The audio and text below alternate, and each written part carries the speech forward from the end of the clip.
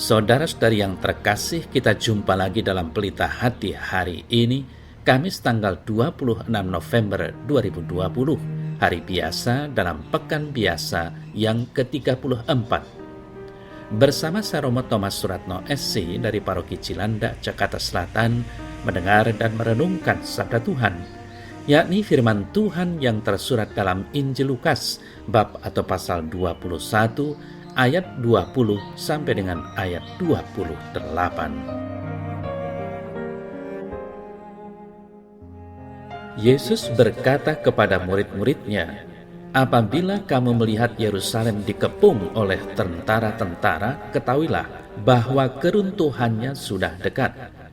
Pada waktu itu, orang-orang yang berada di Yudea harus melarikan diri ke pegunungan, dan orang-orang yang berada di dalam kota harus mengungsi, dan orang-orang yang berada di pedusunan jangan masuk lagi ke dalam kota, sebab itulah masa pembalasan di mana akan genap semua yang ada tertulis.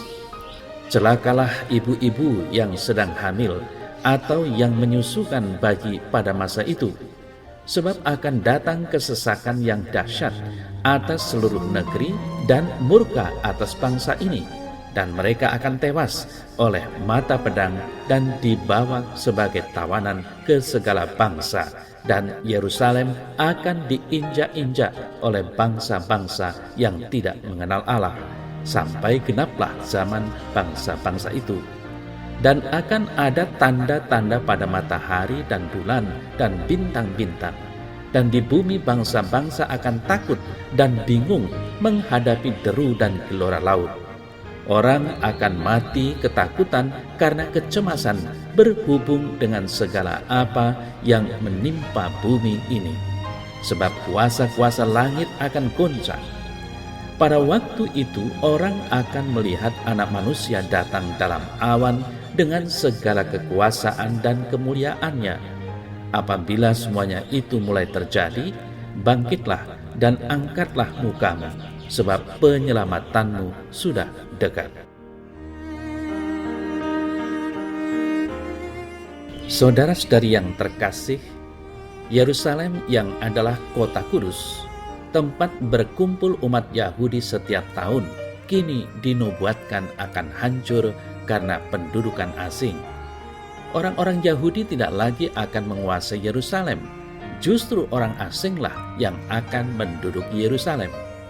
Bahkan Yesus menegaskan bahwa yang akan menduduki Yerusalem adalah bangsa-bangsa yang tidak mengenal Allah. Dengan demikian, Yerusalem yang tadinya menjadi pusat keagamaan orang Yahudi justru akan menjadi tempat kafir. Sebelumnya juga sudah dinubuatkan bahwa bait Allah akan hancur, tidak satu batu pun akan terletak di atas batu yang lain. Saudara-saudari yang terkasih, Yesus mengingatkan supaya orang-orang meninggalkan Yerusalem apabila sudah mulai ada pendudukan, jangan kembali ke dalamnya karena hanya akan dihancurkan dan binasa.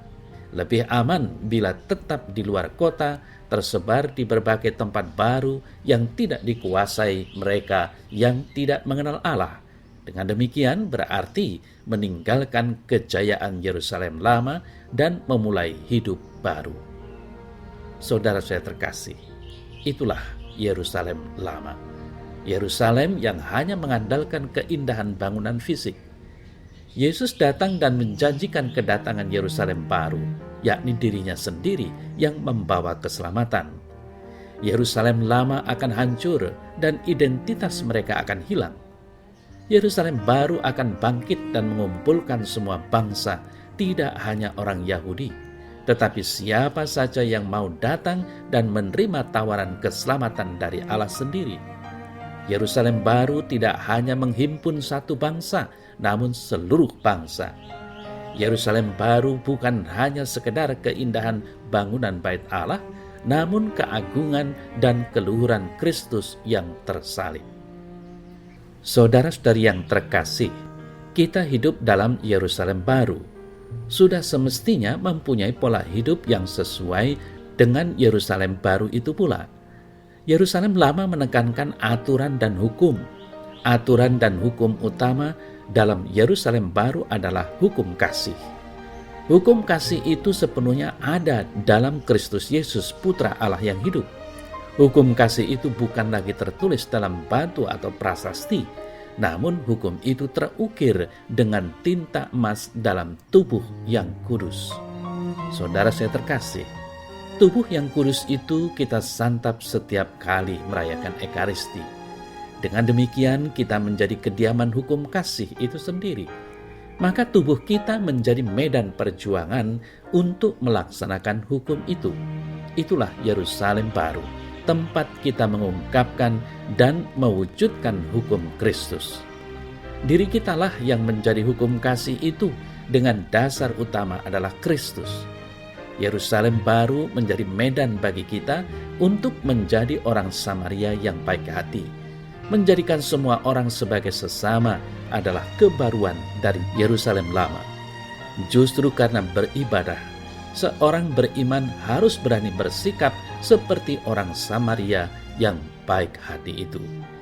Saudara-saudari yang terkasih, itulah yang kita persiapkan untuk menyambut Dia yang akan datang kapanpun saatnya. Tekun dalam berdoa dan sekaligus tekun dalam menjadi sesama bagi yang lain adalah bentuk konkret persiapan kita masing-masing.